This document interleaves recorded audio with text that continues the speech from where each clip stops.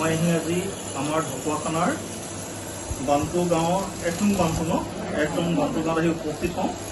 মই এটা সৰস্বতী এৰী সূতা কটা মেচিন লৈ আহিছোঁ আপোনালোকৰ মাজলৈ।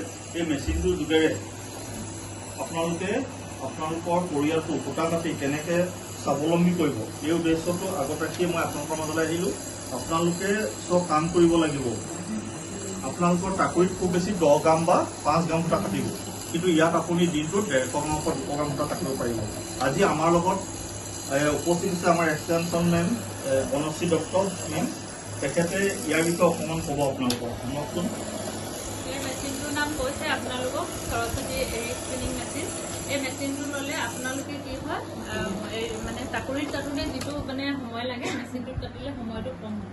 আৰু 2 নম্বৰতে কি হ'ব, টাকুৰিত আপোনালোকে যিমানটো সূতা কাটিব পাৰিব মেচিনটোত বেছিকৈ কাটিব পাৰিব। গতিকে আপোনালোকে মই ভাবোঁ মেচিনটো যদি ব্যৱহাৰ কৰে তেনেহ'লে আপোনালোকে ঘৰতে বহি সূতা কাটি কাপোৰ বৈ অৰ্থনৈতিকভাৱে যথেষ্টখিনি লাভৱান হ'ব পাৰে।